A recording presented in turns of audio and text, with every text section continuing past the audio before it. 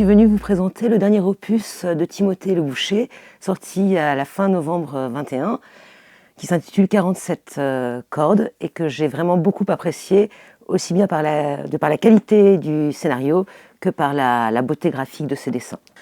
47 cordes, c'est l'histoire d'un jeune homme, Ambroise, qui est harpiste et qui rejoint au début de cette aventure un orchestre où joue sa propre sœur, un orchestre où les compagnons sont très soudés. Lui apparaît comme un jeune homme solitaire, peut-être un peu fade, complètement replié sur lui-même, seul avec son Thomas Mann et un carnet de croquis où il couche quelques esquisses.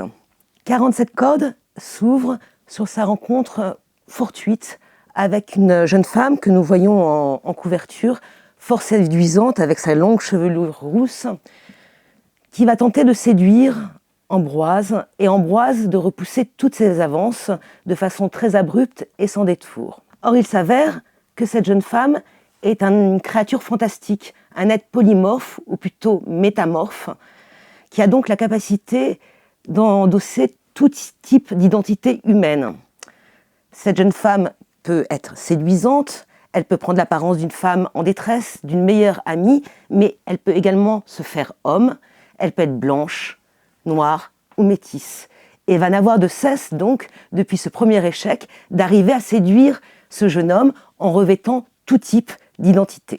Et c'est sous l'apparence d'une diva, d'une cantatrice célèbre, Francesca Forabosco, tyrannique, complètement débridée, plus âgée, qu'elle va arriver au plus près à approcher notre jeune héros en lui proposant de relever 47 défis. Chaque défi correspondant à une des cordes que contient la harpe, qui contient donc 47 cordes, le titre de cet opus. Si Ambroise rate un seul de ces défis, la harpe tant convoitée, la harpe de ses rêves, lui échappera à tout jamais. Et c'est là, effectivement, que ce roman graphique devient un petit peu un thriller psychologique qui m'a beaucoup interpellée sur les questions de l'identité sexuelle, de l'altérité, du désir de possession, du questionnement sur la séduction et du sentiment amoureux et de la complexité de tous ces sentiments. Timothée Le Boucher fonctionne ici en aplat de couleurs, en dégradé, dans un style qui peut paraître très académique, mais il s'agit selon moi d'une fausse simplicité qui contraste merveilleusement bien avec la complexité des thèmes et des sentiments abordés. Ça m'a fait penser un petit peu à un tableau de Hooper où le spectateur est confronté au drame psychologique intérieur et derrière une baie vitrée.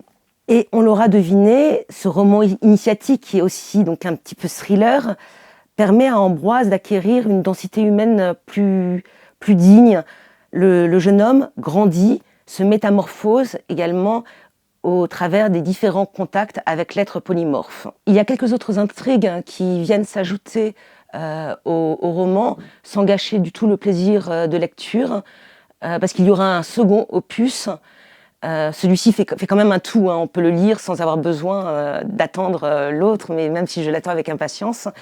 Le fait que Ambroise et la troupe de musiciens qu'il a rejoint au début du roman sont la proie d'un corbeau, le fait aussi que l'être métamorphe évolue dans un cercle de métamorphes semblables à lui, qui n'accepteront jamais au grand jamais qu'un humain, un simple mortel, puisse découvrir la réalité sur leur capacité à endosser plusieurs identités sous peine de châtiment extrême. C'est un roman, une bande dessinée palpitante, très sensuelle, envoûtante, et je vous conseille vraiment d'aller vous la procurer chez votre libraire favori.